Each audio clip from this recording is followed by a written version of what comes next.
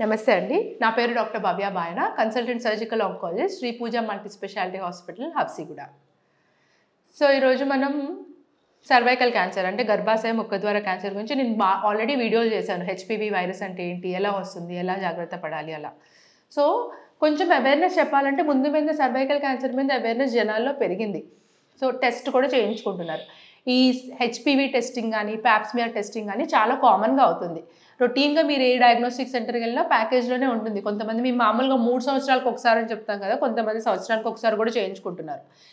దీనివల్ల ఈ టెస్ట్ వరకు తెలిసింది సరే, దీని తర్వాత ప్యానిక్ స్టార్ట్ అవుతుంది. చాలామంది ఏం చేస్తున్నారంటే రిపోర్ట్స్ తీసుకొని వచ్చి, మేడం నాకు హెచ్పివి పాజిటివ్ వచ్చింది, నాకు హెచ్పివి పాజిటివ్ వచ్చింది, ఏం చేయాలని భయంగా సీక్రెట్గా అదేదో జరగకూడదు జరిగింది అని చెప్పి మెల్లగా చెప్పడం, ఇలాంటివన్నీ చూస్తున్నాను ఈ మధ్య.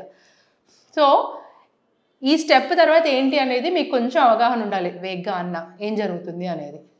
ప్రాపర్ గైడెన్స్ ఎప్పుడన్నా కన్సర్న్ డాక్టర్కి వెళ్తే మీ హిస్టరీ కనుక్కొని ఏంటి ప్రాబ్లం అని క్లియర్గా తెలుసుకునే అడ్వైస్ చేయగలరు. నేను వేగ్గా ఇన్ జనరల్ ఏం జరిగింది అనేది ఒకటి ఇప్పుడు డిస్కస్ చేస్తాను. సో మనం సర్వైకల్ క్యాన్సర్కి స్క్రీనింగ్ చేయించుకున్నాం. ఆ only cancer which is preventable, screening ద్వారా కనుక్కొని ఆపేయగలిగిన క్యాన్సర్ ఒక్కటి సర్వైకల్ క్యాన్సర్ అంటే గర్భాశయ ముఖద్వార క్యాన్సర్.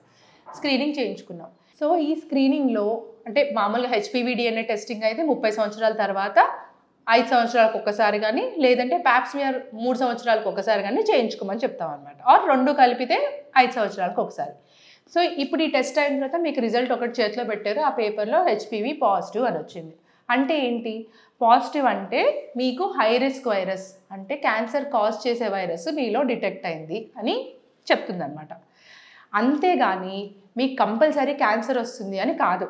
ఈ హెచ్పివి పాజిటివ్ వస్తే 90% మన రోగనిరోధక శక్తి బాడీ ఐడెంటిఫై చేసుకొని ఆ వైరస్ని చాలా మటుకు చంపేస్తుంది. జనరల్గా 1-2 ఇయర్స్లో వైరస్ చనిపోతుంది దానంతట్లేదు. 90% మందిలో చనిపోతుంది. ఏమి క్యాన్సర్ ప్రాబ్లం, ఏమి క్యాన్సర్ అంటే ప్రీ క్యాన్సర్ అవ్వకముందే చనిపోతుంది అనమాట. కొంతమందిలో పర్సిస్టెంట్గా ఉంటుంది. ఆ పర్సిస్టెన్స్ ఎంతమందిలో ఉన్నది అనేది మనకు తెలియదు. సో ఈ పర్సిస్టెంట్గా ఉంటుందా లేదా అనే దానికి మీకు ఫర్దర్ టెస్టింగ్ చేస్తారనమాట. మిమ్మల్ని ఇప్పుడు హెచ్పివి పాజిటివ్ ఉంది కాబట్టి మిమ్మల్ని ఓకే వీళ్ళకి సర్వైకల్ క్యాన్సర్ వచ్చే అవకాశం మామూలు జనాలతో పోలిస్తే కొంచెం ఎక్కువ. అందుకనే వీళ్ళకి మామూలు జనాలకి 3 సంవత్సరాలకు ఒకసారి 5 సంవత్సరాలకు ఒకసారి టెస్ట్ చేస్తున్నామంటే వీళ్ళని ఇంకొంచెం జాగ్రత్తగా సంవత్సరానికి ఒకసారి అలా ఫాలోఅప్ చేసుకుందాము అని డాక్టర్ అనుకుంటారు. దీని తర్వాత 2 టెస్ట్లు, ఇప్పుడు మనం హెచ్పివి డిఎన్ఏ టెస్టింగ్ ఏంటంటే మీకు హై రిస్క్ వైరస్ ఉందా లేదా అనే టెస్టింగ్ అనమాట. ప్యాప్స్మియర్లో ఏంటి రాలే కణాలు, ఆ గర్భాశయ ముఖద్వారం నుంచి రాలే కణాలు తీసుకుంటాం. ఈ కణాల్లో ఏమైనా క్యాన్సర్ తత్వం ఉందా, క్యాన్సర్ అయ్యే నేచర్ ఉందా అనేది చూసుకుంటాం అనమాట. సో ఇప్పుడు 2 రకాలుగా, ఫస్ట్ కొన్ని సినారియోలో ఏంటి అంటే హెచ్పివి పాజిటివ్, మీరు ప్యాప్స్మియర్ చేయించుకోలేదు. అప్పుడు మీ డాక్టర్ ఏం చెప్తారు, ప్యాప్స్మియర్ కూడా చేయించుకుందామమ్మా అని చెప్పి ప్యాప్స్మియర్ చేస్తారు. ఈ ప్యాప్స్మియర్లో కూడా అబ్నార్మల్గా ఉంది, డౌట్ఫుల్గా ఉంది అని రావచ్చు. అలా వచ్చినప్పుడు ఏం చేస్తామంటే కాల్పోస్కోపీ అనే టెస్ట్ చేస్తామన్నమాట.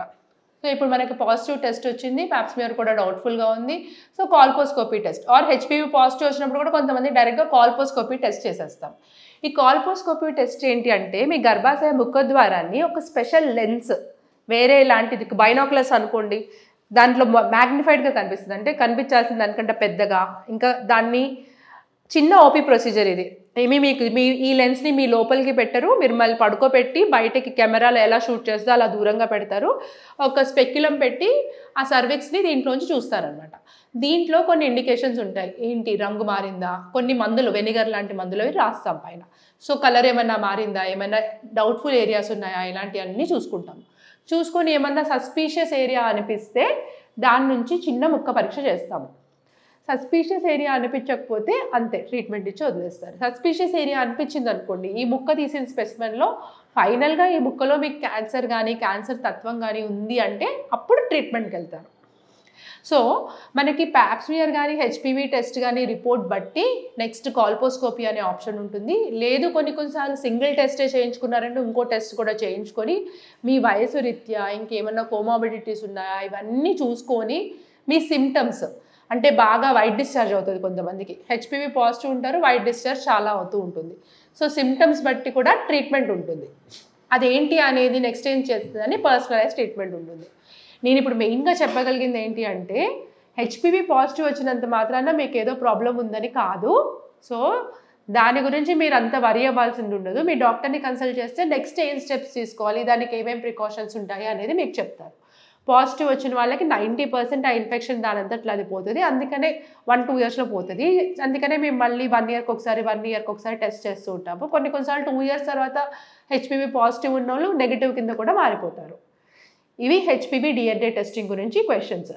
ఇంకేమన్నా మీకు స్పెసిఫిక్గా ప్యాప్స్మియర్ గురించి కూడా చాలామంది క్వశ్చన్స్ అడుగుతారు. ఈ ప్యాప్స్మియర్ ఏంటి, రిపోర్ట్ ఎట్లా చదవాలి అని. సో ప్యాప్స్మియర్లో కన్ఫర్మ్డ్గా ఏంటి అంటే క్యాన్సర్ ఉంది అనుకోండి, కన్ఫర్మ్గా స్క్వామస్ సెల్ కార్సినోమా అనేది వచ్చేస్తుంది, క్యాన్సర్ సెల్స్ ఉంది అని. వేరే రకం రిపోర్ట్స్ వస్తాయి, నెగిటివ్ ఫర్ ఇంట్రాఎపిథీలియల్ మ్యాలిగ్నెన్సీ, అంటే కన్ఫర్మ్ మీకు క్యాన్సర్ లేదు. ఇంకొక రిపోర్ట్ వస్తుంది, ఇన్ఫ్లమేటరీ స్మియర్ చెప్పలేము, అంటే మీకు ఏదో కొంచెం ఇన్ఫెక్షన్ నడుస్తుంది రొటీన్గా, ఇంకా వెజైనాలో వాటిలో చిన్న చిన్న ఇన్ఫెక్షన్ నడవడం అనేది కామన్. అది చాలామందికి ఇన్ఫెక్షన్స్ ఉంటాయి, మీకు తెలియదు, ఇన్ఫ్లమేషన్ ఏదో జరుగుతూ ఉంటుంది, దానికి అంత వరి అవ్వాల్సిన లేదు. కాకపోతే ఈ టెస్ట్ ఇప్పుడు చేశారు కాబట్టి దాన్ని అంత ఎక్కువగా నమ్మలేము. కొన్ని రోజుల తర్వాత ఇన్ఫెక్షన్కి ఏదైతే ఇన్ఫ్లమేషన్ ఏదైతే ఉందో అది తగ్గిన తర్వాత ఏదైనా ఇన్ఫెక్షన్ ఉందంటే దానికి ట్రీట్మెంట్ తీసుకున్నాక మళ్ళీ రిపీట్ చేయించుకోండి అని చెప్తాం అనమాట. ఇది ఇంకొక రకం. ఇంకొక రిపోర్ట్ ఎట్లా వస్తుంది అంటే అబ్నార్మల్ సెల్స్ ఉన్నాయి కానీ అన్డిటర్మినెడ్ సిగ్నిఫికెన్స్, అంటే దానివల్ల ఏమవుతుంది, అది మంచి రకమా చెడు రకమా అనేది మాకు తెలియదు అని చెప్పి ఇస్తారు.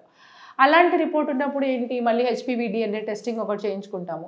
మీకు అబ్నార్మల్ సెల్స్ ఉన్నాయి, హై రిస్క్ డిఎన్ఏ వైరస్ ఉంది, 2 ఉన్నాయంటే మీరు కొంచెం ఎక్కువ హై రిస్క్ అని, అప్పుడు కాల్పోస్కోపీ చేయించుకుంటాము. సో ఈ కాల్పోస్కోపీ అనే దాన్ని బట్టి బయోప్సీ తర్వాత ఫర్దర్ ట్రీట్మెంట్ డిసైడ్ అవుతుంది. రిపోర్ట్ని అర్థం చేసుకోవడంలో చాలా మెలకులు, చాలా ఇంట్రికేట్ డీటెయిల్స్ ఉంటాయి, విచ్ పర్సనలైజ్గా మీ డాక్టర్ చెప్తారు. సో దీని గురించి ఇంకేమైనా డౌట్స్ మీకు ఉంటే కామెంట్ సెక్షన్లో కామెంట్ చేయండి, డిస్కస్ చేద్దాం ఫర్దర్గా. Thank you.